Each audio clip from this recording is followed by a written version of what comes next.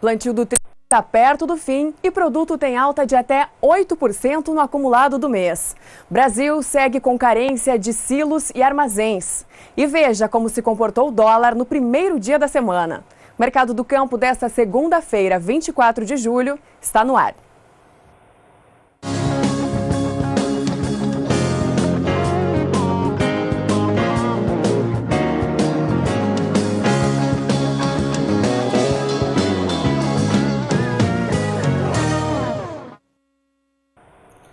Olá, eu sou Sara Kirchhoff e falo ao vivo dos estúdios da B3 em São Paulo. Na manhã desta segunda-feira, o dólar renovou a máxima de R$ 3,15, uma alta de 0,22% em comparação com as cotações atingidas na sexta-feira de R$ 3,11. A movimentação vem embelada pela decisão de juros do Federal Reserve nos Estados Unidos e no Copom brasileiro, o Comitê de Política Monetária, ambos esperados para quarta-feira. Com isso, vamos ver como o dólar encerrou nesta segunda-feira. Dólar, portanto, em alta de 0,15%, cotado a R$ 3,14 mais 80 o dólar comercial. Já o índice Bovespa, que mede o volume de negociações das principais empresas brasileiras aqui na B3, também renovou a alta no dia de hoje em 65.099 pontos, uma variação, portanto, positiva de 0,64%. E a gente sabe que o preço do dólar, as cotações do dólar influenciam diretamente no preço dos fertilizantes. Mas dessa vez não é a alta da moeda americana que deve influenciar nos preços desses produtos. Está sendo esperado uma alta também nos insumos agrícolas para os próximos dias em função do aumento de tributos. É isso mesmo, na semana passada nós acompanhamos o aumento nos tributos sobre o preço dos combustíveis e nesse momento então é esperado uma alta também nos fertilizantes. A notícia publicada no portal AgroLink nesta segunda-feira aponta para uma revisão na legislação que regula a base de cálculo da compensação financeira pela exploração de recursos minerais, que incide então sobre a cadeia produtora de fertilizantes. E nós também sabemos, que o preço dos fertilizantes e nos insumos agrícolas é uma das coisas que mais pesa no bolso do produtor. E vem mais ajuste por aí. O mercado financeiro prevê uma inflação mais alta em função do aumento dos tributos dos combustíveis. Quem tem as informações é Camila Xavier, de Brasília. De acordo com o boletim do Banco Central, a inflação sobe de 3,29% para 3,33%. A nova estimativa interrompe uma sequência de 7 quedas seguidas no indicador. Apesar da previsão de alta, o mercado aposta que a inflação fica dentro do centro da meta, de 4,5%. Para o Produto Interno Bruto de 2017, o mercado financeiro manteve sua estimativa de crescimento de 0,34%. Para 2018, os economistas das instituições financeiras mantiveram a sua estimativa de expansão da economia em 2%. O mercado financeiro também manteve a taxa básica de juros, a Selic, em 8% ao ano para o fechamento de 2017. Camila Xavier, para o SBA. E depois desse aumento nos tributos dos combustíveis, o mercado já reparou uma alta impressionante aí nos preços dos combustíveis nos últimos dias. Aqui em São Paulo, por exemplo, os preços oscilam entre R$ 1,70 e R$ 1,76 o litro do etanol hidratado. Em Ribeirão Preto, a alta foi de mais de 5%, deixando os preços também chegarem a R$ 1,76. Mas apesar dos consumidores já perceberem o aumento, alguns postos operam com 80 centavos a mais o combustível do que na semana passada, isso referente à gasolina. Esse impacto verdadeiramente só poderá ser sentido no mês de agosto. Isso porque o Conselho Nacional de Política Fazendária, o CONFAZ, divulga os preços ponderados ao consumidor a cada 15 dias e isso serve de base de cálculo para a incidência da alíquota do ICMS. A Federação dos Postos de Combustíveis já avisou que o aumento dos tributos vai se refletir para o consumidor, que é o que já vem acontecendo, e afirmou que o setor não tem condições de absorver esse baque. Vamos ver, portanto, como que fica o preço do etanol nesta segunda-feira, começando então pelo etanol hidratado da semana. De acordo com o CEPE, o etanol ele teve uma leve alta, o etanol hidratado semanal, uma alta então na semana de 2,28%, cotado então a R$ 1,30 o litro. Essa foi a alta da última semana, que foi o último levantamento semanal do CPEA. Do etanol hidratado, vamos para o etanol anidro. Ele teve sim uma leve queda, ainda não sentindo esse impacto aí dessa tributação, uma queda na semana de 0,37% a R$ 1,41 o litro. Passamos então para o etanol hidratado diário, de acordo com o índice do CPEA. O último levantamento foi feito, portanto, na sexta-feira. Daqui a pouquinho devem sair os números de hoje. Mas, de acordo com esse levantamento da sexta-feira, a gente consegue observar, então, uma alta bem significativa que passa dos 5%, ficando, então, em R$ 1.426,50 o metro cúbico. No mês, a valorização é de 6,38%. O Mercado do Campo faz um rápido intervalo. Daqui a pouquinho a gente volta com as cotações do café e outras informações. Não saia daí. O Mercado do Campo está de volta, trazendo mais informações para você. E o café robusto operou em queda nesta segunda-feira na Bolsa de Londres, seguindo também uma desvalorização na Bolsa de Nova York, ligadas a fatores técnicos. Em alguns contratos, o café robusto teve queda de 2%. E é com ele que a gente começa aqui no telão. Contratos para julho, últimos negócios, $2.122 por tonelada. Uma variação, portanto, negativa de superior a 2%, 2,07%. Contratos para setembro a $2.103 por tonelada, uma queda de 1,86%. Contratos para novembro negociados a $2.087, uma queda também de quase 2%. E contratos para janeiro do ano que vem a $2.063 por tonelada, uma queda de 1,73%. Como eu falei, o café arábica na Bolsa de Nova York também operou em queda nesta segunda-feira, conforme os últimos negócios para o mês de setembro, então, $1,32 por libra-peso, uma queda de quase 3%, uma queda significativa. Contratos para dezembro a $1,36 por libra-peso, outra queda significativa, dessa vez de 2,81%. Contratos para março do ano que vem, $1,39 por libra-peso, mais uma queda de quase 3%, e contratos para maio do ano que vem a $1,41 por libra-peso, baixa de 2,70%, portanto. E aqui no Brasil, o café BMF Bovespa, de acordo com o ajuste atual, contratos para setembro, $157,85 a saca. Contratos para dezembro a $163,10 a saca. E contratos para para setembro do ano que vem a $169,55 a saca, portanto. Essas são as cotações do café para esta segunda-feira. E do café, vamos para os estúdios da Somar com as primeiras informações do tempo para o programa de hoje, com Juliana Rezende. Agroclima, oferecimento Biomatrix, sinal verde para alta qualidade em grão e silagem de milho. Olá, boa tarde a todos. A semana já começa com tempo mais seco na maior parte do centro-sul do país. Essa falta de chuvas também tem garantido para o declínio dos índices de umidade do solo, especialmente entre o centro-oeste e também o norte da região sudeste. Só que esse tempo mais seco, essa falta de chuvas, tem beneficiado especialmente os produtores de algodão, porque eles têm conseguido avançar com as atividades no campo. Os próximos 5 dias ainda serão de tempo mais seco nas regiões do centro-sul do país, pancadas somente no estado do Espírito Santo de forma bastante isolada. É durante o segundo período que deve voltar a chover somente na região sul, pancadas de chuva entre Rio Grande do Sul até o sul do Paraná, mas ainda são pancadas de fraca intensidade. Os acumulados dessa vez não devem passar de 15 milímetros. Entre o sudeste e também o centro-oeste, o predomínio ainda deve ser de tempo mais seco. O nordeste mineiro e também o Espírito Santo ainda segue chovendo por conta da influência das pancadas de chuva que ocorrem na costa do nordeste, mas essas pancadas ainda são bastante irregulares e isoladas. Durante o terceiro período segue chovendo na região sul, os acumulados ainda seguem mais baixos entre Rio Grande do Sul e Santa Catarina, não devem ultrapassar os 15 milímetros nos 3 estados do sul do país.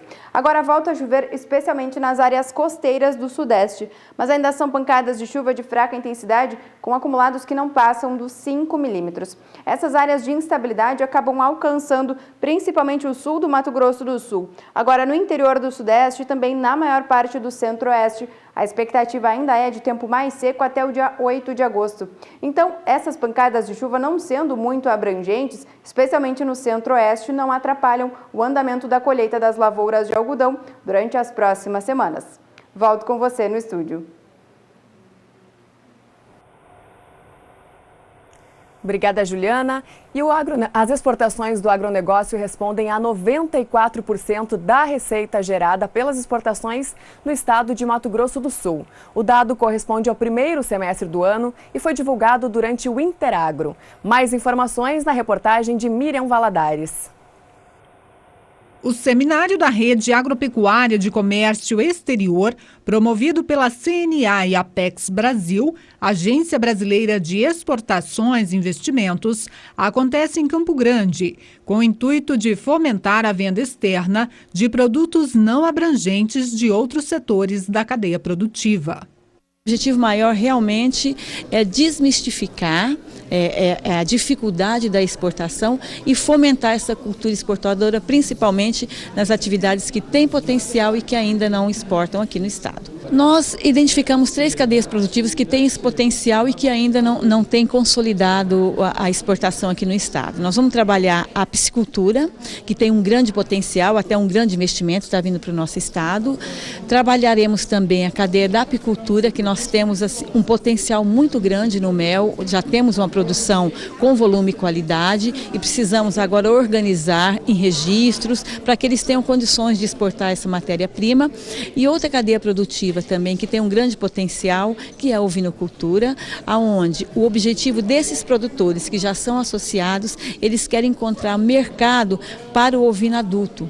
Além das commodities, que têm peso significativo na economia do país, é possível ir além na expansão do mercado internacional. A CNA identificou essa demanda, né, e está trazendo esse projeto para apresentar a agenda internacional, né, de fato, para o produtor rural. Às vezes fica aquela coisa, o comércio exterior é uma coisa meio distante, né, são temas mais complicados, mas não, a gente veio com esse evento, né, da Rede Interagro para sensibilizar de que o produtor ele pode sim estar mais próximo do comércio internacional. Para o secretário de Desenvolvimento Econômico de Mato Grosso do Sul, o estado já pensa em um conjunto de ações para fomentar a exportação desses produtos. Para esses pequenos produtores, nós temos que ter a capacidade, o governo do estado, junto com as instituições, de achar o mercado. Depois disso, tem uma questão logística. Toda a estrutura logística brasileira é voltada para commodities. Para esses volumes menores, resfriados e tal, então nós temos que também definir um processo logístico para que esses produtos cheguem nos mercados internacionais. E terceiro, a própria formação de preço. Hoje, quando a gente fala no pequeno produtor, a gente tem que falar em regularidade de produção. Nós não podemos vender carne de peixe uma vez por ano. Nós precisamos se comprometer a vender carne de peixe todo dia. Então, o que nós vamos focar é exatamente nesse apoio comercial e nesse apoio logístico e depois eu acho que a questão da produção, o produtor rapidamente consegue se adequar às normas internacionais. E o plantio do trigo atinge 95%, chegando aí perto do fim dos trabalhos. É o que mostra o último levantamento divulgado pela Emater no Rio Grande do Sul. Por lá, o trabalho do plantio só não terminou ainda nos campos de cima da serra. A previsão é que o plantio seja concluído até o dia 31 deste mês, que é quando termina também o período ideal para este trabalho. Isso mostra que aquelas geadas ocorridas na última semana também não afetaram muito a cultura do trigo, que o trigo vai muito bem, obrigada, se encerrando aí para a etapa final do plantio. Com isso, vamos ver como que está o preço do trigo CPEA da última semana. Trigo CPEA, portanto, para o estado do Paraná, a R$ 670,72 por tonelada. Esse valor representa uma valorização no mês de 4,20% e no dia de sexta-feira, em comparação com quinta, de 0,32%, portanto. E no Rio Grande do Sul, a valorização do trigo CPEA é acima de 8%. No mês, ela chega a 8,10%, portanto. Do mercado físico, vamos então para o mercado futuro, para ver como se comportou o trigo nesta segunda-feira na Bolsa de Chicago. De acordo com os últimos negócios, contratos para setembro a $4,88 por bushel, queda de 2,10%. Contratos para dezembro a $5,13 por bushel, variação negativa de 1,62%, contratos para março do ano que vem a $5,36 por bushel, uma variação também negativa de 1,19% e contratos para maio a $5,47 por bushel, queda de quase 1%. Então aqui o trigo vai em alta e como a gente consegue ver na Bolsa de Chicago, a situação é um pouquinho diferente. O mercado do campo faz mais um intervalo e daqui a pouquinho a gente volta com mais informações.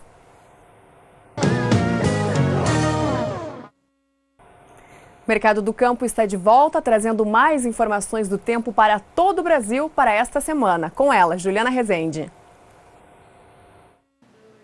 Com esse predomínio de tempo mais seco nas áreas do interior do país, também não tem chovido de forma frequente nas áreas do interior da região norte e também do nordeste. É justamente nas áreas em vermelho que a umidade do solo vem declinando de forma intensa, isso por conta dessa falta de chuvas. E as pastagens têm sido bastante afetadas por conta dessa baixa disponibilidade hídrica. Os próximos 5 dias ainda serão de predomínio de tempo seco nas áreas mais claras do mapa. Somente chove no extremo norte do país e na faixa leste do Nordeste. E em Roraima, os acumulados são expressivos, podem ultrapassar até os 50 milímetros.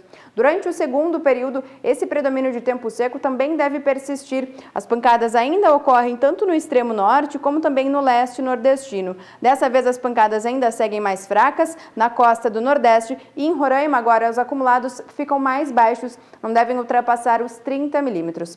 Durante o terceiro período, essas pancadas de chuva ainda seguem frequentes, tanto no extremo norte como também no leste nordestino e no interior da região nordeste, também nas áreas mais ao sul da região norte, o predomínio ainda deve ser de tempo mais seco e sem chuva abrangente. Então, durante as próximas semanas, a umidade do solo deve seguir declinando nessas regiões onde não deve chover e os pastos devem seguir afetados por conta dessa baixa umidade do solo. Hoje eu encerro por aqui a minha participação. Até mais! Até mais, Juliana. E a soja recua em Chicago depois de um fim de semana chuvoso em Corn Belt, o cinturão do milho. Na manhã de hoje, as cotações da soja perdiam 17 pontos, saindo do patamar dos $10 por bushel. As altas acumuladas na semana anterior, que foi uma situação um pouquinho diferente de hoje, chegaram a passar dos 2%. Com isso, vamos ver como que encerrou a soja na Bolsa de Chicago, últimos negócios nessa segunda-feira. Soja, portanto, no mercado futuro, últimos negócios, aqueles contratos para o mês de agosto a $9,99 por bushel, uma queda de 1,21%. Contratos negociados para setembro, aí sim recuperando o patamar dos $10 por bushel a $10,02 por bushel, uma baixa de 1,23%. Contratos para novembro negociados a $10,10 por bushel, uma variação negativa de 1,22%. E contratos para janeiro do ano que vem a $10,19 por bushel, uma queda de 1,21%. No milho, o resultado também foi bem parecido. A chuva na verdade não ajudou as cotações, né? A chuva fez com que as cotações tivessem queda lá na Bolsa de Chicago nos contratos futuros. Contratos futuros, portanto, na Bolsa de Chicago, não temos o mês de julho, vamos para setembro. Últimos negócios a $3,79 por bushel, uma queda, portanto, de 0,85%. Contratos negociados para dezembro a $3,99 por bushel, a 0,82% a queda. Contratos para março do ano que vem a $4,02 por bushel, variação também negativa de 0,74%. Já aqui na Bolsa Brasileira, o milho BMF B3, olhando para o ajuste atual, a gente não tem a variação aqui de hoje, mas nós temos o ajuste atual e os últimos negócios. Começando então pelo mês de setembro, são 1.050 contratos negociados, um número bem expressivo. Nos últimos negócios, então, o valor é a cotação é de R$ 26,40 a saca e ajuste atual de R$ 26,10 a saca. Contratos para novembro, últimos negócios R$ 28,13 a saca e ajuste atual R$ 28,04. Terminamos então com os contratos para janeiro, R$ 28,80 a saca e um ajuste atual em R$ 28,45. E a colheita do milho segunda safra também está na reta final no norte de Mato Grosso. Apesar dos números da safra serem positivos, o estado, assim como outras regiões produtoras, continua enfrentando o problema da falta de armazéns e silos. A reportagem é de Valdir Pacheco. Acompanhe. O município de Ipiranga do Norte, na região médio-norte do estado, está na reta final com a colheita do milho segunda safra. Porém, é um dos municípios que ainda sofre com a falta de silos e armazéns. Grande parte da produção de grãos fica a céu aberto. O município planta mais de 230 mil hectares com a cultura da soja. Mato Grosso tem se tornado um grande produtor de soja, milho e plumas de algodão. Os produtores estão muito eficientes da porteira para dentro, mas quando se trata da porteira para fora, a infraestrutura deixa muito a desejar. O problema aqui nessa unidade, milho a céu aberto acontece todos os anos. Falta para nós infraestrutura armazenadora, do qual haveríamos de ter o incentivo do governo federal, da esfera federal no modo geral, das entidades de classe, para que pudesse ser construído unidades armazenadoras para que o produtor rural não corresse esse risco.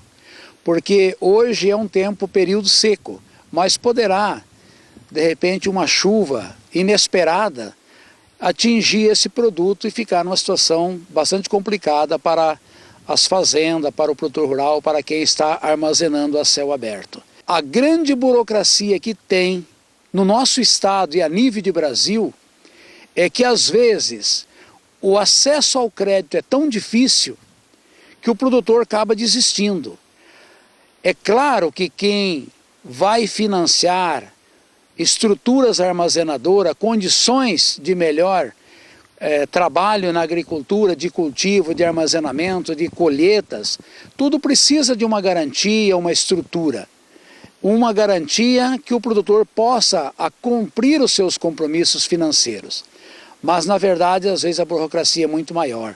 Tinha que ser um crédito mais facilitado, mais organizado, em sistema de grupos, para que pudesse ser mais fácil o acesso ao crédito e o acesso a construir um patrimônio que não é do produtor rural, que é para o bem do estado do Mato Grosso. Valdir Pacheco, para o SBA. E é justamente sobre esse assunto da falta de armazéns que o jornalista Walter Pulga Júnior conversou com a diretora executiva da CASP, Andréa Holman, e é o que você vai ver agora.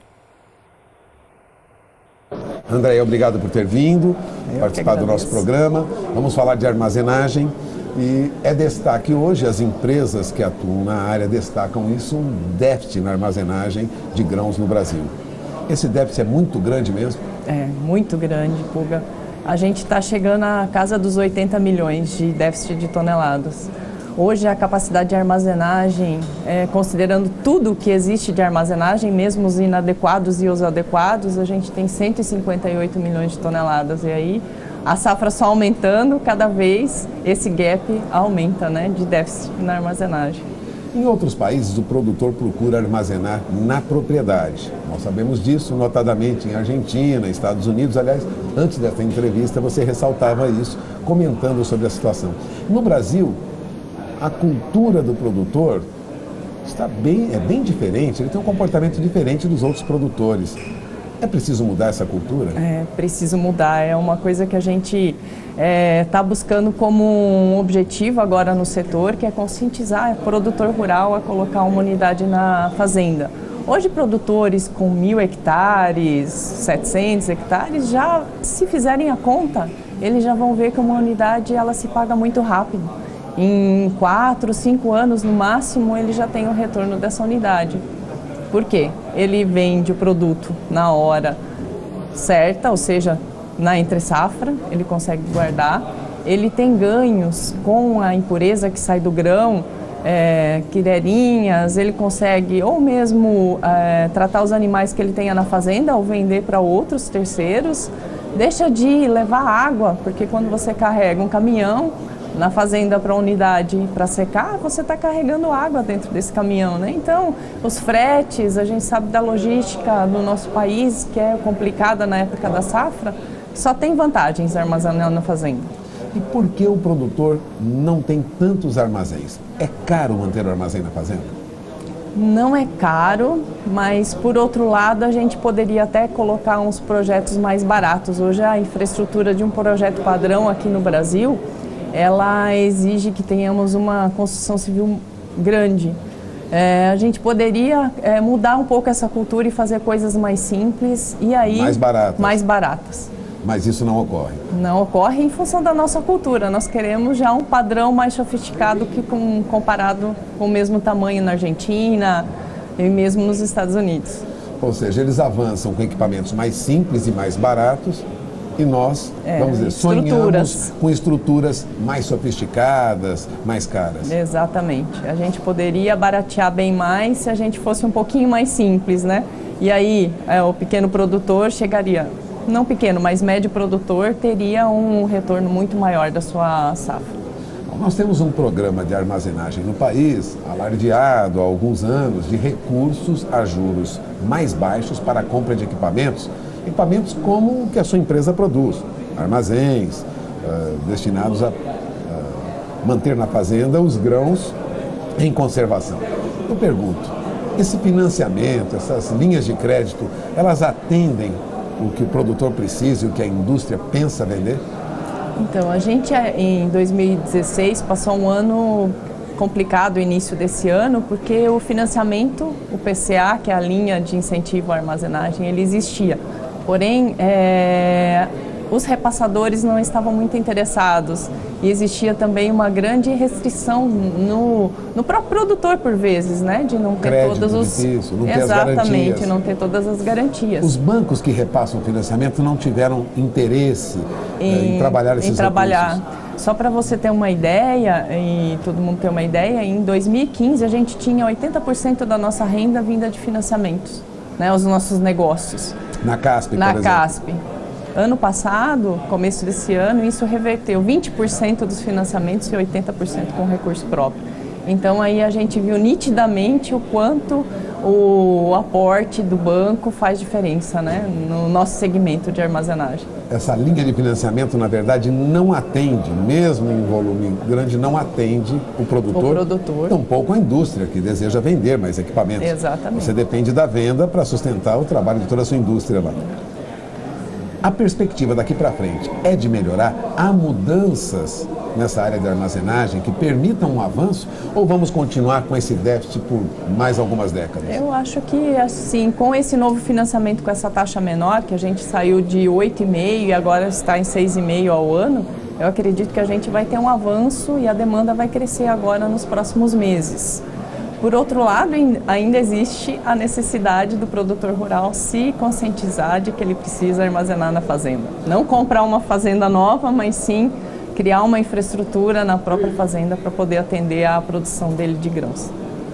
O produtor tem que mudar também a sua cultura, é isso que você está dizendo? Produtor, atenção, né? Uma engenheira que trabalha com armazenamento, dá o seu recado aqui. Que recado você daria para esse produtor que sempre repassa o produto para o comerciante ou para a cooperativa, ele não quer cuidar de armazenamento? O que você diria para ele? Eu diria, olha, pense, faça contas. Uma unidade de armazenagem se paga muito pouco tempo e você tem a diferença de você ter o seu produto, você ter a qualidade, você ganha prêmios por vezes por ter um produto melhor, principalmente para atender a proteína. Então, é uma questão de fazer conta de investir mesmo na sua lavoura. Bom, tá aí o recado da engenheira Andréa Roman. Ela é gerente executiva de armazenagem da CASP, uma empresa tradicional que produz equipamentos para armazenagem de grãos, entre outros produtos. Aliás, tem unidades fabris em diferentes regiões do país. A CASP está hoje no Mato Grosso, está no Paraná, está em Goiás e também no interior de São Paulo, na cidade de Amparo. Agradeço a participação da Andréa Roman conosco aqui no programa. Vamos encerrando a entrevista. Voltamos ao programa. Perfeito. Essa foi então a Andréa Roman, gerente executiva de armazéns da CASP, entrevistada pelo jornalista Walter Pulga Júnior. E antes de encerrar o programa de hoje, nós vamos trazer mais uma vez as cotações do café para você, produtor, ficar de olho no mercado futuro. Mais uma vez, então, café robusta no mercado futuro Bolsa de Londres. Últimos negócios para o mês de julho a 2.122 dólares por tonelada de café robusta, uma queda de 2,07%. Contratos para setembro a 2.103 dólares por tonelada, uma variação também negativa de 1,87%. Nesse caso, a cotação máxima foi de 2.143 dólares, como a gente pode observar um pouquinho mais ali para frente no quadro, e a cotação mínima dos contratos para setembro foi de 2.099 dólares por tonelada. Uma variação bem significativa aí nesses contratos, portanto. Contratos para novembro a 2.087 dólares por tonelada, uma queda de 1,78%, e os contratos para janeiro do ano que vem a 2.063 dólares por tonelada, queda de 1,76%. Do café robusta na Bolsa de Londres, vamos para o café arábica na Bolsa Futura de Nova York. Últimos negócios, contratos para setembro a 1 dólar e 32 centos por libra-peso, uma variação de quase 3% para baixo. Contratos para dezembro, 1 dólar e 36 centos por libra-peso, queda de 2,81%. Contratos para março do ano que vem a 1 dólar e 39 centos por libra-peso, uma queda de 2,75%. Observando também que a cotação máxima para os contratos de março foi de 1 dólar e 42 centos por libra-peso e a cotação mínima de 1 dólar e 39 centos. Já os contratos para maio do ano que vem, antes de encerrar, a 1 dólar e 41 centos por libra-peso, uma queda de 2,70%. Terminando então no café BMF Bovespa, contratos negociados aqui na B3 em São Paulo, ajuste atual para o mês de setembro, 157 dólares e 85 centavos a saca, e contratos para dezembro, 163 dólares e 10 centavos a saca. O Mercado do Campo de hoje fica por aqui. Lembrando que nós estamos sempre ao vivo no canal do Boi de segunda a sexta-feira, às 5h35 da tarde, horário de Brasília. E você pode acompanhar a nossa programação também pela internet, no site sba1.com. Fique agora com o programa Pecuária BR, com Jorge Zaidan e Renata Ferreira. Até amanhã!